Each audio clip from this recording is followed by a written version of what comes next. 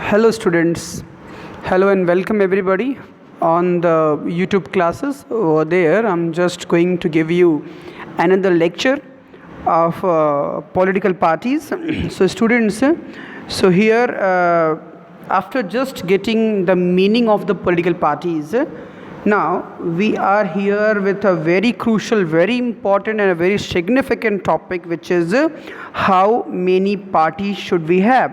Okay, so students, आज हम लोग पढ़ने चल रहे हैं कि how many party should we have, कितनी पार्टीज़ होनी चाहिए. Okay, so it means straightly I am going to explain you the types of parties.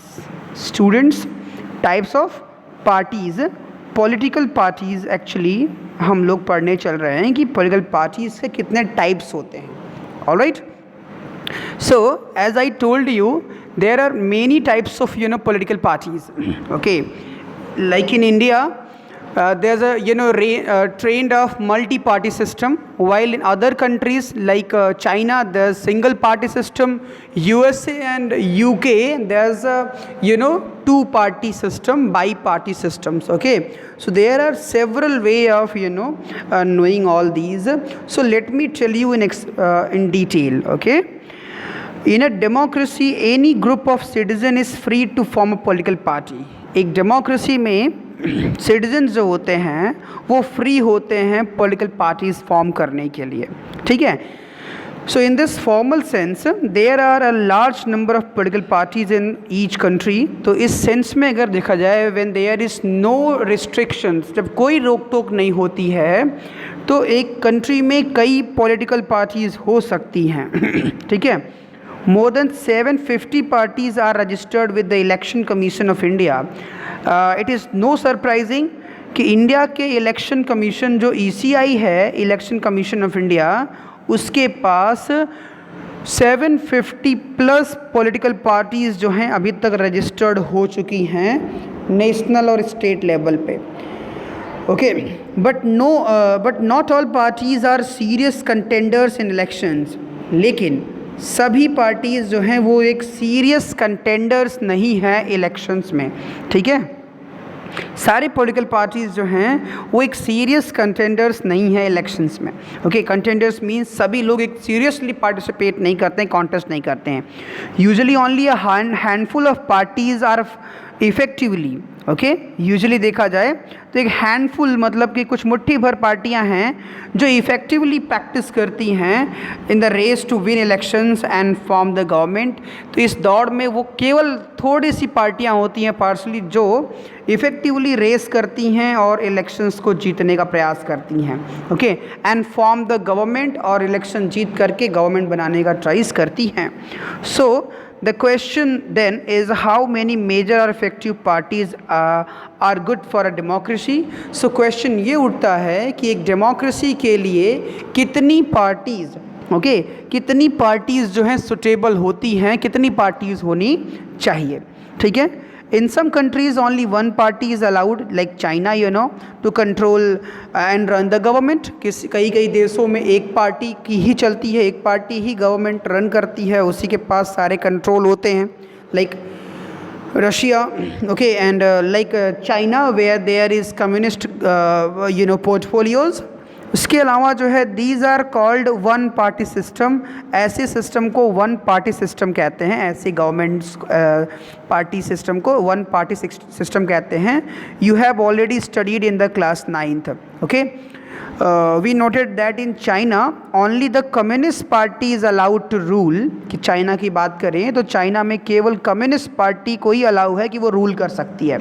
Okay, Although legally speaking people are free to form political parties. हालांकि ऐसा नहीं है कि बाकी लोगों को फ्री नहीं है, बाकी लोग भी फ्री हैं कि वो पॉलिटिकल पार्टीज फॉर्म कर सकते हैं वहाँ पे. It does not happen because the electoral system does not permit free competition for power. लेकिन जो वहाँ का इलेक्शन कमीशन है इलेक्टोरल कॉम्पिटिशन्स को अलाउ नहीं करता है. आप पार्टीज़ तो फॉर्म कर सकते हैं, definitely there is no boundation, but after forming parties you are not allowed to compete in the elections. Okay, we can not consider one party system as good option because, अब यहाँ पे one party system को हम एक बेहतर electoral system नहीं मान सकते हैं, because where there is only one party system, जहाँ केवल एक पार्टी फाइट कर रही है, so this is not a democratic option. तो हम उसको एक डेमोक्रेटिक ऑप्शन नहीं बोल सकते हैं। अगर किसी कंट्री में केवल एक पार्टी रन कर रही है तो हम उसको एक डेमोक्रेटिक ऑप्शन के रूप में काउंट नहीं कर सकते हैं। जहाँ डेमोक्रेसी होती है वहाँ मल्टी पार्टीज़ होती हैं, दो या दो से अधिक पार्टी होती हैं जो एक साथ कंपटीशन कर सकें, एक बेटर ऑप्शंस चूज़ करने के लिए पॉपुलेशन को प्रोवाइड कर सकें, तो डेमोक्रेसी होती है। Any democratic system must allow at least to parties. कोई भी डेमोक्रेटिक सिस्टम कम से कम दो पार्टीज़ को अलाउ करती है, जिससे कि पॉपुलेशन को बेहतर ऑप्शंस मिल सके चुनने के लिए। Okay, to compete in the elections and provide a fair chance for the competing parties to come to power। Okay, जिससे कि पार्टीज आपस में कॉन्टेस्ट कर सकें, पॉपुलेशन के पास चॉइसेस हों चुनने का, और एक कंपटीशन के बाद ही कोई पार्टी जो है वो गवर्नमेंट फॉर्म कर सके। Okay, so this is one party system. In some countries power usually changes between two main parties। okay, कुछ देशों में पावर यूजुअली दो मेन पार्टीज़ के बीच में ट्रांसफ़र होती रहती है। सेवरल अदर पार्टीज़ में एग्जिस्ट, ऐसा वहाँ भी नहीं है कि वहाँ पे केवल दो ही पार्टी हों, कई और पार्टीज़ हो सकती हैं। कॉन्टेस्ट इलेक्शन भी कॉन्टेस्ट कर सकती हैं, and win a few seats in the national legislatures. और राष्ट्रीय विधायिका के लिए इलेक्शंस में एक या दो या चार सीटें जीत करके आ सकते हैं। But okay, only two main parties have a serious chance of winning majority. लेकिन उस कंट्री में ट्रेडिशनली केवल दो ही मेजर पार्टीज़ ऐसी होती हैं जिनके पास जो है अल्टरनेटिवली चुन करके इलेक्ट हो करके जीतने का मौका मिलता है। बाकी जो हैं वो सीरियस कंटेंडर्स नहीं होते हैं। ओके, सो सीरियस चांस केवल दो लोगों का होता है, majority of seats to form government. Such a party system is called two party system. ऐसी पार्टी सिस्टम को टू पार्टी सिस्टम कहा जाता है। United States of America and UK are the examples of two party system. जैसे America की बात करें तो अमेरिका में Republican party and Democrats party नाम की दो पार्टी रन करती है, जो कि मेजर कंटेंडर्स होते हैं। इनके अलावा और कोई भी गवर्नमेंट नहीं बना पाती है। वैसे इंग्लैंड की बात करें तो इंग्लैंड में भी लेबर पार्टी और कंजर्वेटिव पार्टीज वर्क करती हैं। ये दो ही अल्टरनेटिवली गवर्नमेंट फॉर्म कर पाती हैं।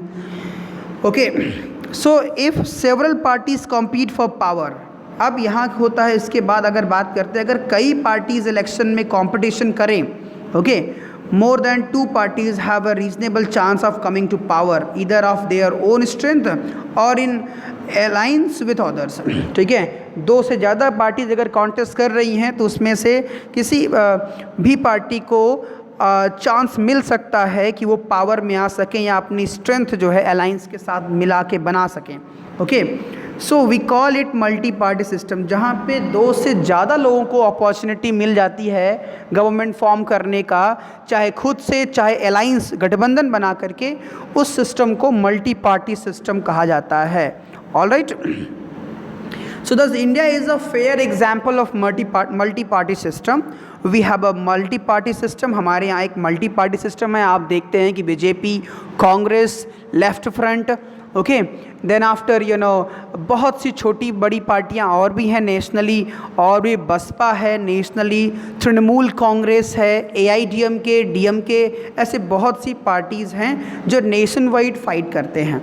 Okay, so in this system the government is formed by various parties. तो इस सिस्टम में जो गवर्नमेंट होती है वो कई पार्टीज़ बनाती हैं, या तो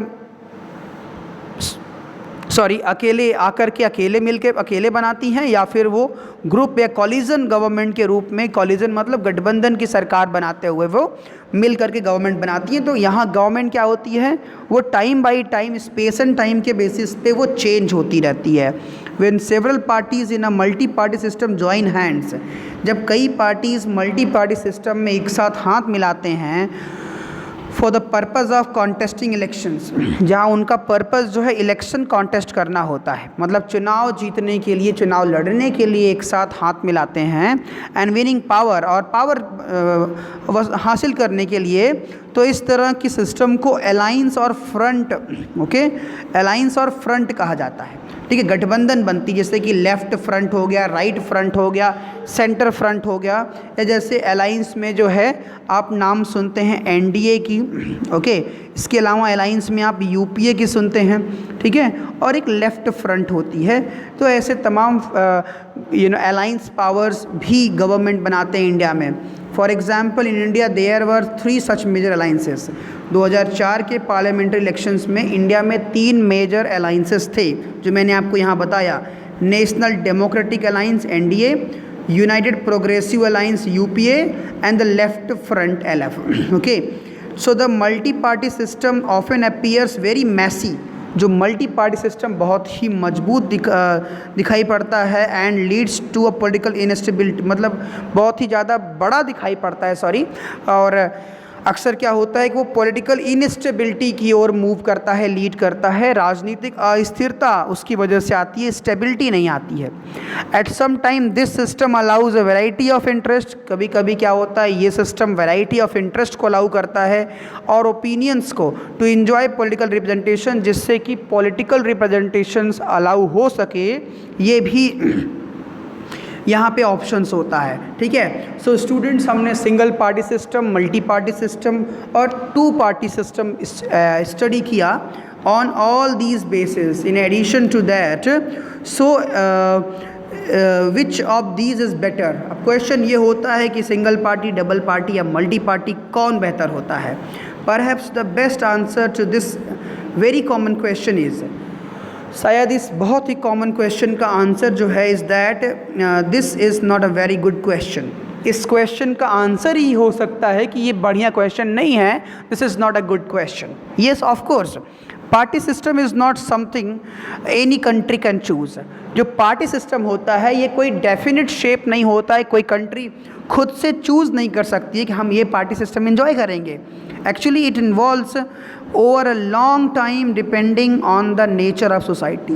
ये डिपेंड करता है नेचर ऑफ सोसाइटी के ऊपर, it's social and regional division के ऊपर कि उसका सामाजिक और क्षेत्रीय विभाजन कैसा है, इट्स हिस्ट्री ऑफ पॉलिटिक्स, उसकी राजनीतिक इतिहास कैसा है, इट्स सिस्टम ऑफ इलेक्शन, उनके इलेक्शन का इलेक्टोरल कॉम्पिटिशन का तरीका क्या है। ये सारे फैक्टर डिसाइड करते हैं कि किसी देश में 1 पार्टी सिस्टम होगा कि 2 पार्टी की मल्टी पार्टी।